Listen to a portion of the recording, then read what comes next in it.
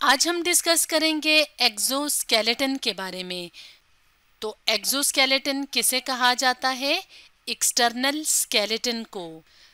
तो स्केलेटन यानी जो ढांचा होता है उसका क्या काम होता है? सपोर्ट करना और प्रोटेक्ट करना। जैसे यहाँ पे अगर हम अपने सामने इस तस्वीर में देखें तो यहाँ पे हमें ह्यूमन स्केलेटन नज़र आ रहा है जो बॉडी के अंदर इस तरह से मौजूद होता है, यानी जो कि बोन्स यानी हड्डियों और कार्टिलेज जो ख़ास किस्म का टिश्यू होता है उससे मिलके बना होता है और इसका काम होता है बॉडी को शेप प्रोवाइड करना, इसके अलावा बॉडी को सपोर्ट करना और प्रोटेक्ट करना, यानी हमारी जो बॉडी है उसकी हिफाजत करना। तो इस तरह का जो स्केलेटन होता है जो बॉडी के अंदर मौजूद होता है उसको एंडोस्केलेटन कहा जाता है। लेकिन कुछ एनिमल्स ऐसे होते हैं जिनमें के स्केलेटन जो है वो एंडोस्केलेटन वो क्या होता है? एक्सोस्केलेटन होता है, यानी ऐसा स्केलेटन जो कि बॉडी के बाहर की तरफ मौजूद होता है। जैसे कि यहाँ पे हम प्रॉन जिसे झींगा कहा जाता है इसको देख रहे हैं, क्रैब जिसे केकड़ा कहा जाता है और लोकस्ट जो कि टिड्डी कहलाता है। तो प्रॉन और क्रैब पानी में पाए जाने वाले एनिमल्स होते हैं। तो इस तरह के जो एनिमल्स होते हैं इनमें जो स्केलेटन होता है वो बॉडी के बाहर मौजूद होता है, इसलिए इनको एक्सोस्केलेटन कहा जाता है।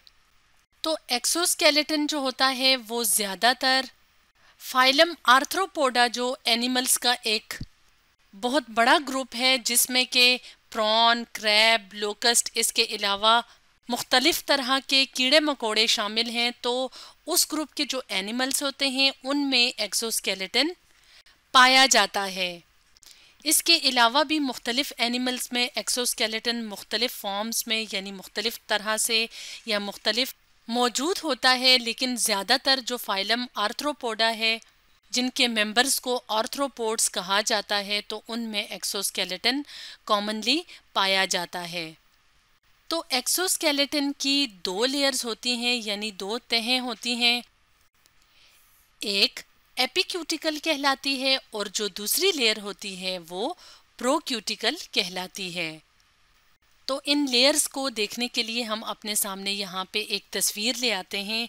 यहाँ पे अगर हम देखें तो ये कौन सी लेयर है? एपिडर्मिस की लेयर है। एपिडर्मिस यानी जो आउटर लेयर होती है, यहाँ पे अगर हम देखें तो जैसे यहाँ पे हमें मुख्तलिफ इंसेक्ट्स नज़र आ रहे हैं, तो जो ऊपर वाली लेयर होती है उसको एपिडर्मिस कहा जाता है। तो एपिडर्मिस के बाहर जो टफ लेयर यानी सख्त सी जो लेयर होती है उसको क्यूटिकल कहा जाता है। यहाँ पे अगर हम देखें तो यहाँ पे सीटा मौजूद हैं। सीटा इस तरह के कांटों कांटों की तरह स्ट्रक्चर्स होते हैं जो अक्सर इंसेक्ट्स में मौजूद होते हैं। तो जो एपिक्यूटिकल की लेयर होती है तो वो क्यूटिकल का ही पार्ट होता है, लेकिन जो सबसे बाहर वाला पार्ट होता है क्यूटिकल का उसको एपिक्यूटिकल कहा जाता है। और क्यूटिकल की वो लेयर जो कि एपिक्यूटिकल के नीचे मौजूद होती है तो उसमें फर्दर दो पार्ट होते हैं, एक्सोक्यूटिकल और एंडोक्यूटिकल। तो इन दोनों के लिए प्रोक्यूटिकल का वर्ड भी इस्तेमाल किया जाता है। तो एपिक्यूटिकल आउटर लेयर होती है और प्रोक्यूटिकल वो लेयर है जो एपिक्यूटिकल के नीचे मौजूद होती है। तो इस तरह से जो एक्सोस्केलेटन है जो कि एक प्रोटेक्टिव स्ट्रक्चर होता है उसकी दो लेयर्स होती हैं। तो जो एपिक्यूटिकल की लेयर होती है वो वैक्सी लिपोप्रोटीन से मिलके बनी होती है। तो ये जो वैक्सी लिपोप्रोटीन की लेयर होती है तो इसका काम होता है प्रोटेक्शन करना। वैक्स जैसे कि मोमबत्ती या कैंडल का मटेरियल आपने देखा होगा, उस तरह की जो अपीयरेंस होती है या टेक्सचर होता है उसको वैक्सी टेक्सचर कहा जाता है। और लिपोप्रोटीन का क्या मतलब है कि ये जो लेयर है एपिक्यूटिकल की ये लिपिड और प्रोटीन से मिलके बनी होती है।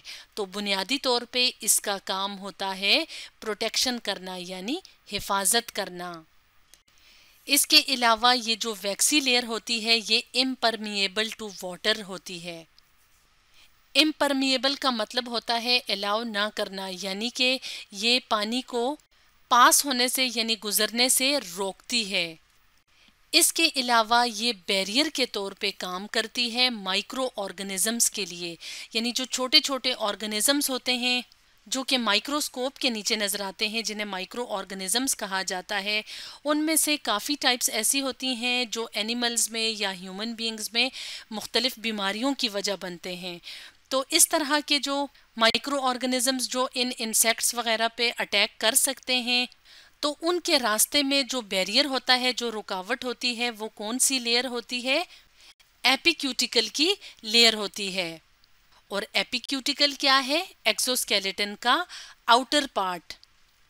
और जो प्रोक्यूटिकल की लेयर है वो मिलके बनी होती है काइटिन से और मुख्तलिफ तरह की प्रोटीन से।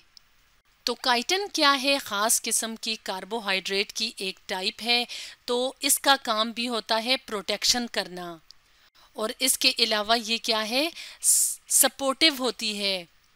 इसके अलावा जो काइटिन की मौजूदगी होती है उस वजह से ये जो लेयर होती है यानी जो प्रोक्यूटिकल है वो हार्डनेस मुहैया करता है, यानी ये जो स्ट्रक्चर है यहाँ पे तो ये हार्ड होगा, सख्त होगा। इसीलिए जिन इंसेक्ट्स या जिन एनिमल्स में काइटिन की लेयर मौजूद होगी तो वहाँ पे काइटिन का काम क्या होगा? सपोर्ट करना। तो इसमें एक और प्रोसेस होता है जो कि प्रोक्यूटिकल की हार्डनेस में यानी प्रोक्यूटिकल की जो सख्ती होती है उसमें इजाफा करता है। उस प्रोसेस का नाम है स्क्लेरोटाइजेशन का प्रोसेस, यानी एक ख़ास प्रोसेस होता है जिसमें के मज़ीद जो मिनरल्स होते हैं वो ऐड होते जाते हैं और उस मिनरलाइजेशन की वजह से क्या होता है कि प्रोक्यूटिकल मज़ीद हार्ड हो जाती है। तो ये तो थी लेयर्स ऑफ एक्सोस्केलेटन। तो जैसे कि हमने वीडियो के स्टार्ट में बताया था कि एक्सोस्केलेटन जो आर्थ्रोपोडा फाइलम है उसके जो मेंबर्स हैं उनमें बहुत कॉमनली पाया जाता है, लेकिन इसके अलावा एक और फाइलम है यानी एनिमल्स का एक और ग्रुप है जिसमें कि एक्सोस्केलेटन शेल की शक्ल में मौजूद होता है। मिसाल के तौर पे अगर हम बात करें फाइलम मोलस्का के एक मेंबर स्नेल की, तो जो स्नेल्स होते हैं जो कि इस तरह के छोटे छोटे एनिमल्स होते हैं तो इनकी बॉडी में जो एक्सोस्केलेटन होता है वो शेल की शक्ल में मौजूद होता है। ये वाला जो स्ट्रक्चर है जिसे शेल कहा जाता है। तो शेल क्या है? एक्सोस्केलेटन। और ये जो शेल है ये किस सब्सटेंस का, किस मटेरियल से मिलके बना होता है? ये मिलके बना होता है कैल्शियम कार्बोनेट और मुख्तलिफ प्रोटीन से। तो यहाँ पे इस शेल का क्या काम है? इसका काम भी इस एनिमल की हिफाजत करना है। इसके अलावा एक और ज़रूरी बात एक्सोस्केलेटन के बारे में वो ये है कि एक्सोस्केलेटन में मॉडिफिकेशंस यानी तब्दीलियाँ भी पाई जाती हैं। थोड़ी थोड़ी तब्दीलियों के साथ एक्सोस्केलेटन जो है वो मुख्तलिफ तरह के एनिमल्स में मुख्तलिफ फॉर्म्स में मौजूद होता है। जैसे कि अगर एक मॉडिफिकेशन की बात की जाए तो कुछ जो आर्थ्रोपोड्स होते हैं उनमें एक्सोस्केलेटन इन्वेजिनेट कर जाता है। इन्वेजिनेशन किसे कहते हैं? अंदर की तरफ फोल्ड करने को।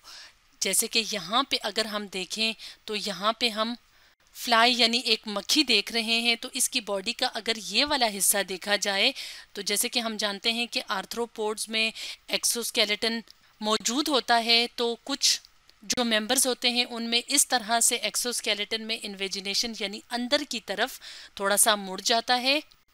और जब ये मुड़ता है तो इस तरह से रिजेस और बार्स बना देता है, यानी कि ऐसे ऊंचाई और फिर नीचे, ऊंचा नीचा, इस तरह से स्ट्रक्चर बना देता है। तो इस इन्वेजिनेशन का फ़ायदा ये होता है कि ये मदद देता है गैस एक्सचेंज में।